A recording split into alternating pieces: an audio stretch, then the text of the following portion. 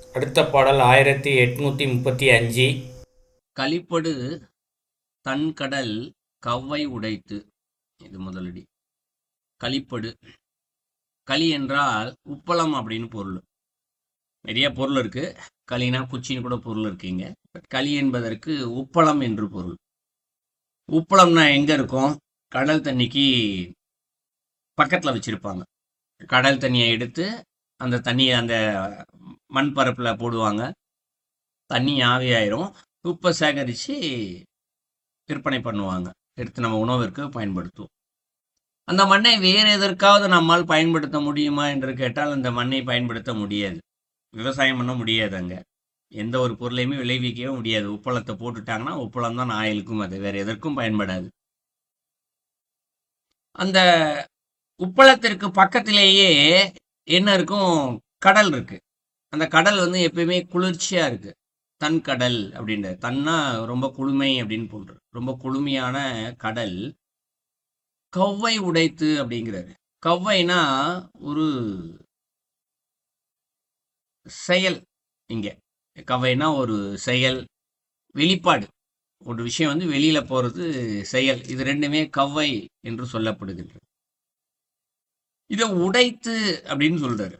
உடைத்துனா என்ன? ஒரு விஷயத்தை இன்னொரு விஷயத்தை ரெண்டா பிரிக்கிறது. உடைத்துனா ஒரு பொருள் இருக்கு, போட்டோம்னா ரெண்டா உடைஞ்சு போயிடும். ஒன்றிலிருந்து ஒன்றை பிரித்தெடுத்தல். அப்ப முதலடியில என்ன சொல்றாரு? உப்புத்தன்மை கொண்ட ஒரு மண் பரப்பு இருக்கு, பக்கத்திலே குளுமையான நீரும் அங்கு இருக்கின்றது. இது ரெண்டுத்தையுமே உடைக்கணும் அப்படின்னு சொல்றாரு.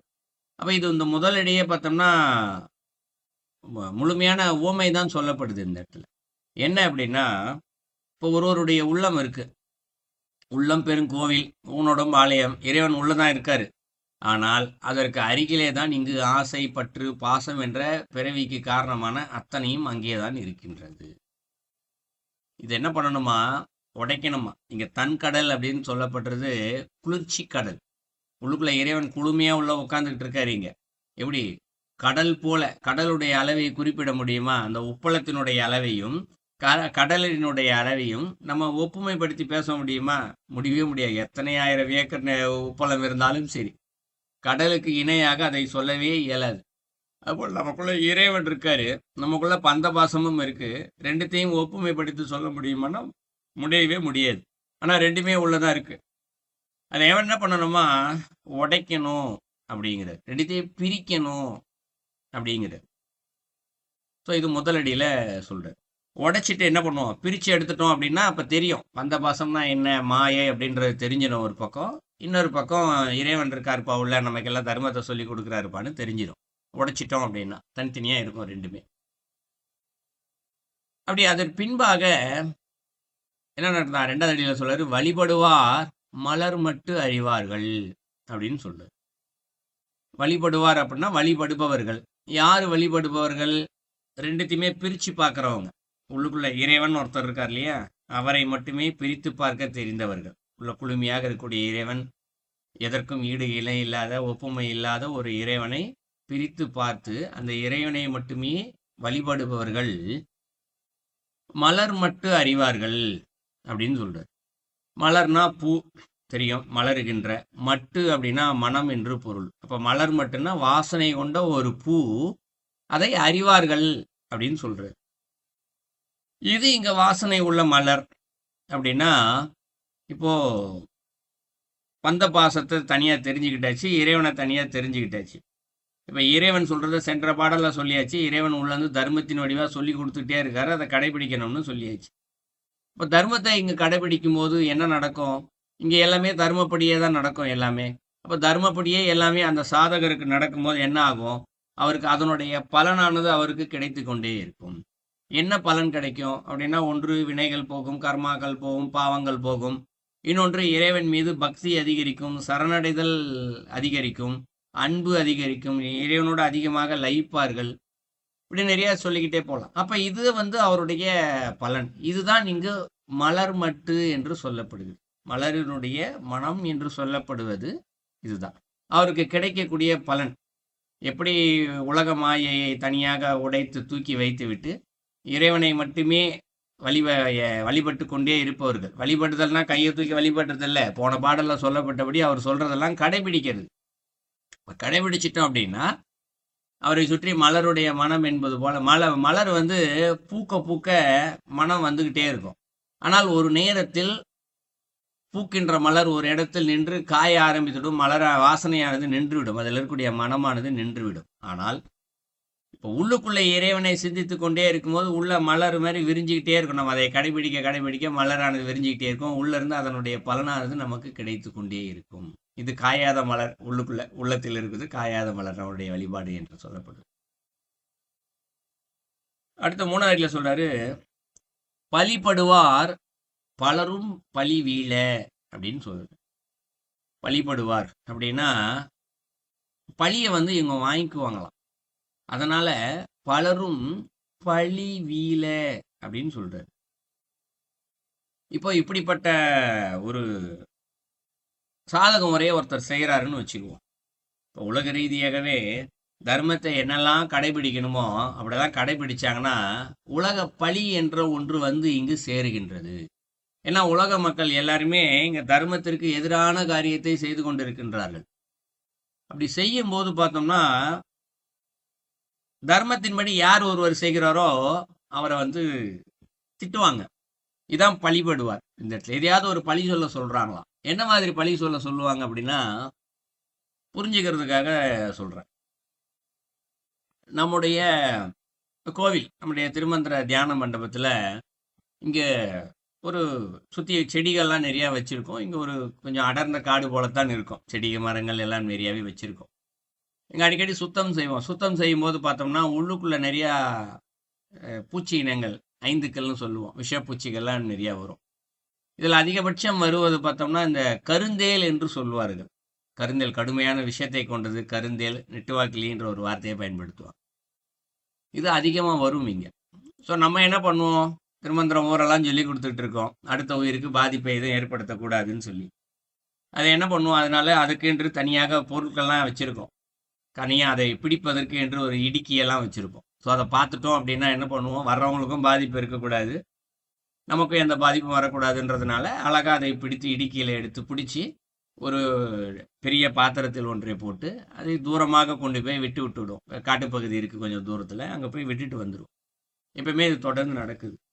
இதை பார்த்து இங்கே இருக்கக்கூடிய மக்கள் சிரிப்பார்கள், எள்ளி நகையாடுவார்கள். என்னங்க இதெல்லாம் உங்களுக்கே ஓவரா இல்லையா அப்படின்னு சொல்லி நம்மளை ஒரு பைத்தியக்கார மாதிரியே பார்ப்பாங்க. இங்க அவங்க அவங்களே பேசிக்கிறதே பார்த்தீங்கன்னா நம்ம ஒரு மாதிரி இலக்காரமாகவே பேசுவாங்க. இதெல்லாம் ஒரு இப்போ வேலையா அப்படின்னு சொல்லி பேசுவாங்க. நான் சிரிச்சுக்கிட்டே கடந்து போயிடுவேன். ஸோ இதான் பழிபடுவார். தர்மத்தின்படி எந்த செயலை செய்தாலும் கடைசியில் என்ன ஆகும், பழி என்ற ஏதோ ஒன்று வகையில் வந்து சேரும். ஏன்னா அவங்களாம் அதர்மமாக செயல்படுறாங்க. அவங்க என்ன சொல்றாங்க, முதல்ல அடிச்சு கொண்டுடும். அது எப்படி அது விடுறது, நம்மளே ஏதாவது கடிச்சிருச்சுன்னா என்ன பண்றது, உங்களுக்கு தெரியல, இதை நமக்கே சொல்லி கொடுப்பாங்க. இது வந்து உதாரணத்திற்கு நான் ஒன்றே ஒன்று தான் சொல்கிறேன். இது போல நிறைய செயல்கள் இங்க நடைபெற்றுட்டு தான் இருக்கு. இதான் பழிபடுவார். இதை பேசுறாங்க இல்லையா, இதை என்ன பண்ணணுமா, நம்ம பெருசா எடுத்துக்க கூடாதான். இங்க ஐயோ என்னடா இவங்க இப்படி பேசுறாங்களேன்ற மனசுல ஒரு சின்ன கூச்சம். அவங்களுக்கு தெரியாம செய்யறோன்னே வச்சுக்குவோம். அப்பா நமக்கு தெரியாம செஞ்சோம்னா என்ன ஆச்சு, அதுவும் இங்க ஒரு அகங்காரம் தான். ஐயோ அவங்க பார்த்துட்டாங்கன்னா அப்புறம் நம்ம ஏதாவது பேசிட்டாங்கன்னான்ற எண்ணம் இருக்கு இல்லையா. அப்ப என்ன ஆயிடுது, மீண்டும் உலக மாயைக்குள்ளதானே மாட்டிக்கிறோம். இறைவனை மட்டும்தானே நம்பணும் இங்க. அப்ப இறைவன் என்ன பண்ணார், அந்த இடத்துல பேசவும் வைப்பாரு. ஏன் பேச வைக்கிறாருன்னா நம்மை சோதிப்பதற்காக. இதுக்கு தான் நான் நம்ம நாயன்மாருடைய வரலாறு அடிக்கடி சொல்லுவேன். அவர் பேர் தான் அடிக்கடி மனசுல நிற்க மாட்டேங்குது, ஏன்னு தெரியல. திருவொற்றியூர் கோயிலில் எண்ணெய் ஏற்றிக்கிட்டே இருப்பார். மிகப்பெரிய செல்வந்தர். எண்ணெய் ஏற்றி ஏற்றி கடைசியில் மொத்த செல்வமும் இழந்து கடைசியில் கடனாகி ஊரில் இருக்க மக்கள்லாம் சொல்லுவாங்க, விளக்கேற்றியே கடனாகி போயிட்டியப்பா, நீ விளக்கேற்றாது, அப்போதான் நீ உருப்பிடுவா, இவ்வளோ அவருக்கு சொல்லுவாங்க. ஆனாலும் இறுதியில் விளக்கேற்றுவதற்கு எண்ணெய் இல்லாத இந்த உடம்பு தேவையா என்று அவரையே மாய்த்து கொள்ள போவார். கடைசியில் அவரும் இங்கே இறைவனாகவே மாறிவிட்டார், நாயன்மாரா மாறிட்டார். தானே இறைவன் என்ற ஒன்றை உணர்ந்து நாயன்மாராகவே மாறிவிட்டார். ஸோ இறைவன் இது போலெல்லாம் சோதிப்பார். ஏன் சோதிக்கிறார்னா, நீ தர்மத்தை சொல்லி கொடுக்குற, நீ கடைபிடிக்கிற, ஆனா உண்மையிலேயே நீ கடைபிடிக்கிறியா இல்ல கடைபிடிக்கணுன்றதுக்காக கடைபிடிக்கிற, 2 செயல் இருக்குல்ல. ஏதாவது ஒரு பாதிப்பு வந்தா தர்மத்தை விட்டுடுறியா நீ? இந்த சத்தியவானுடைய வரலாறை எடுத்து பார்த்தா தெரியும். சமீபத்துல கூட சொல்லியிருந்தேன். ஒரு பொய் சொல்ல மாட்டேன்னு ஒன்று சொல்றதுக்காக ராஜாவா இருந்தவரை வெட்டியானா வர்ற வரைக்கும் வச்சிருந்தார் இறைவன். ஏன்? அப்பதான் அவருடைய பாவங்கள் போகும் என்பதற்கு ஒன்று. இன்னொன்று அவரை சோதித்தல். நீ எந்த அளவுக்கு தர்மத்தை கடைபிடிக்கிற பார்ப்போம் அப்படின்னு சொல்றது சோதித்தான். இறைவனுக்கு இது விளையாட்டு கிடையாது. சோதிக்கிறதுல அவருக்கு எந்த லாபமும் இல்லை. சோதித்தலின் வழியாக நம்முடைய பாவங்களையும் வினைகளையும் அவர் போக்குகின்றார். அதனால என்ன பண்ணோம்? இறைவன் என்ன வேணா கொடுப்பா அப்படின்னு சொல்லிட்டு நம்ம இருந்தோம் அப்படின்னா அடுத்து என்ன நடக்குதுன்றாரு? பலரும் பழி வீழ அப்படின்னு சொல்றாரு. யார் யாரெல்லாம் பலர், எப்படிப்பட்ட பழிகளெல்லாம் இங்க பலரும் பலரும் இங்க பழி சுமத்திருப்பாங்க. அந்த பழி வீழ அப்படிங்கிறாரு. அது என்ன ஆயிடும்? வீழன்னா எல்லாமே வெற்று பேச்சுகளாக போகிவிடும். ஒரு காலத்தில் அவரை வெற்றி தெரிந்து கொள்வார்கள். அந்த நாயன்மாரை சுற்றி இருப்பவர்கள் அவர் எவ்வளவு பேர் திட்டிருப்பாங்க, பழி சுமத்தி இருப்பாங்க. விளக்கேத்தி இப்படி போயிட்டான், ஏழையா போயிட்டான், கடங்காரனா போயிட்டான்லாம் சொல்றவங்க இருப்பாங்க. ஆனா அப்படி சொல்றவங்க எல்லாருமே இன்னைக்கு ஒருத்தர் கூட இல்லையே. ஒருத்தர் பெயர் கூட இங்க நமக்கு தெரியாது. அனைவரும் தான் அங்கு வீழ்ந்து போனார்கள். ஆனா நாயன்மாருடைய பேர் இன்று வரை அங்கு வாழ்ந்து கொண்டிருக்குது. இன்னைக்கு வரைக்கும் நம்ம தெரிஞ்சுதானே வச்சிருக்கோம். ஆனால் அவர்கள் சொன்ன வார்த்தைகள் எல்லாம் வீழ்ந்து விட்டது. இங்க நிற்பவர் அந்த நாயன்மார் மட்டும்தான். அப்படி யார் ஒருத்தர் அந்த பழியை எல்லாம் ஏற்றுக்கொண்டு நான் இறைவனுடைய தர்மத்தை மட்டுமே இங்கு கடைபிடிக்கின்றார்களோ அவர்களுக்கு வெளிப்படுவார் உச்சி மேவி நின்றானே அப்படின்னு சொல்றாரு. வெளிப்படுவார் அப்படிங்கிறார். எது வெளிப்படுவாரா? இறைவன் அவர்களுக்குள் இருந்து வெளிப்படுவார். நாயன்மாருக்குள்ள இருந்து இறைவன் வெளிப்பட்டார் இல்லையா? அதுபோல இந்த பக்தருக்குள்ள இருந்து இறைவனே இங்கு வெளிப்படுவார். வெளிப்படுவது மட்டும் அல்லாமல் உச்சி மேவி நின்றானே அப்படின்னு சொல்றார். இந்த உச்சி மேவி அப்படின்றத அன்பு, முழுமையான அன்பை இறைவன் கொடுக்கிறாராம். நம்ம ஒரு குழந்தை இருக்குன்னா அம்மா அன்பை வெளிப்படுத்துவா இல்லையா? அதை நம்ம ஒரு வார்த்தையை சொல்லி பயன்படுத்துவோம். இலக்கியத்துல பயன்படுத்தியிருப்பாங்க. தாய் தன் குழந்தையை உச்சி முகர்ந்தாள் அப்படின்னு சொல்லுவாங்க. என்ன காரணம்? தன்னுடைய முழுமையான அன்பை வெளிப்படுத்தினாலாம் அந்த குழந்தைகிட்ட. அதுபோல இறைவன் அவருக்குள் இருந்து வெளிப்பட்டு தன்னுடைய அன்பை முழுமையமாக அவர் மீது நிறைத்து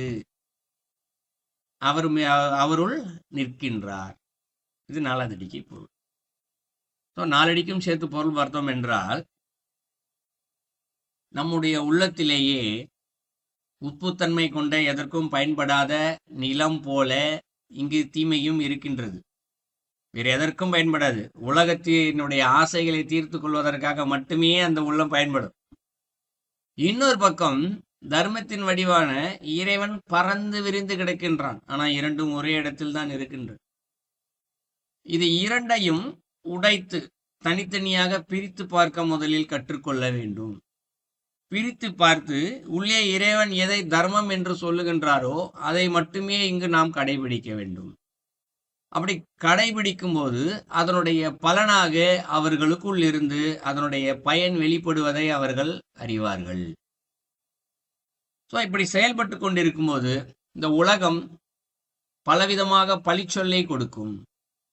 எதையும் கவனிக்காமல் தன் உள்ளத்தில் இருக்கக்கூடிய இறைவன் மீது கொண்ட பக்தியை, இறைவன் சொல்லுகின்ற தர்மத்தை கடைபிடிப்பதில் மட்டுமே யார் ஒருவர் இருக்கிறாரோ, அதை மட்டுமே கடைபிடிப்பதையே தலையாய கொண்டு இருக்கின்றாரோ, அந்த பழிச்சொல் அனைத்தும் கீழே விழுந்து விடும். இறுதியில் ஏன் விழுது? அந்த பாவம் எல்லாம் போயிடுச்சு. பாவம் விளைவுகள் எல்லாம் என்ன ஆயிடுது? வீழ்ந்து கொண்டே இருக்கின்றது. எப்பொழுது வீழ்கின்றதோ பாவங்கள், அந்த பழிச்சொல் எல்லாம் விழுதோ அடுத்த வினாடி இறைவன் அங்கிருந்து அவருக்குள் இருந்து வெளிப்படுவார். வெளிப்பட்டு அன்பினால் நிறைத்து அவரோடே அங்கு இறைவன் நிற்கின்றார். இது அந்த பாடலுக்கான கருத்து. ரொம்ப அழகான பாடல். சிவபூஜை என்ன என்பதை ரொம்ப அழகா சொல்லிட்டாரு. சிவபூஜையை